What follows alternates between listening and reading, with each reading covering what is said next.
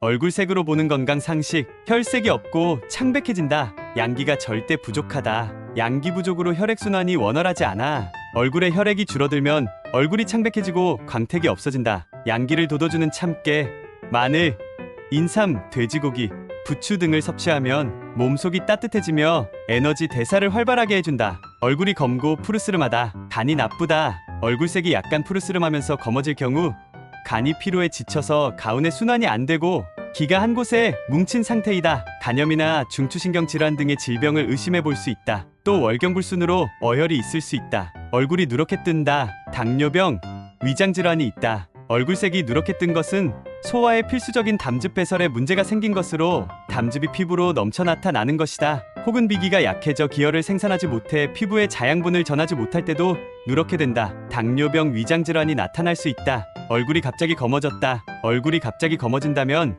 신장의 양기가 떨어졌다는 것.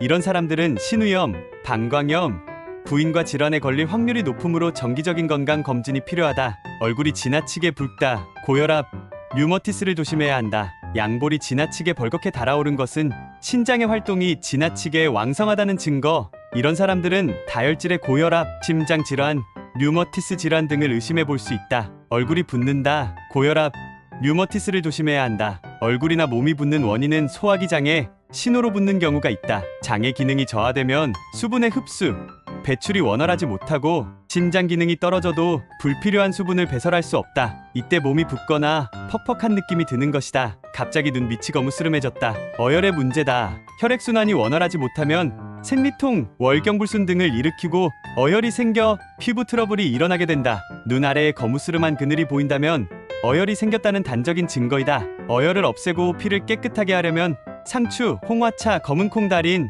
물을 먹는다. 뽀루지가 볼에 났다. 위장 장애가 문제다. 볼에 트러블이 생기는 것은 위장 건강에 이상이 생겼다는 신호. 신경성 위장 장애를 치료하거나 위를 튼튼하게 해서 소화력을 높이면 사라진다. 뽀루지가 이마에 났다. 장이 나빠졌다. 장이 나빠지면 이마에 즉각 피부 반응이 생긴다. 변비나 설사가 반복되는 등 장 기능이 약한 사람은 거의 이마 쪽 피부에 문제가 많다. 섬유질을 많이 섭취하는 것은 장 치료의 기본이다. 뽀루지가 입 주변에 났다. 자궁이나 방광을 의심해야 한다. 입 주변에 뭔가 많이 난다면 자궁 계통의 열이 입 주위로 올라와 생기는 것.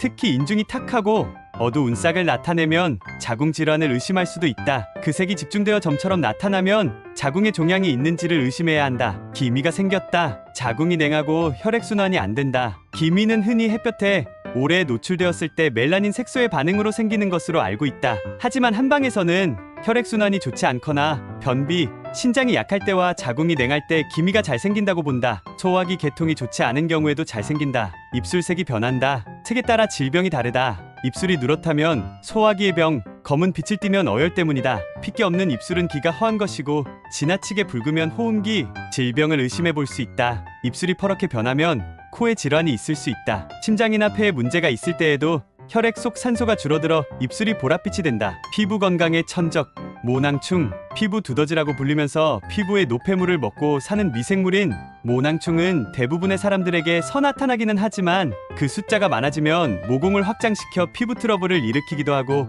피부 노화를 촉진하며 악성 여드름이나 딸기코 등의 증세를 부르는 주범이기도 하다. 개나 돼지의 경우는 병원 성이 강해 탈모, 피부 발작 등을 일으킨다. 얼굴은 몸속 건강을 말해줍니다.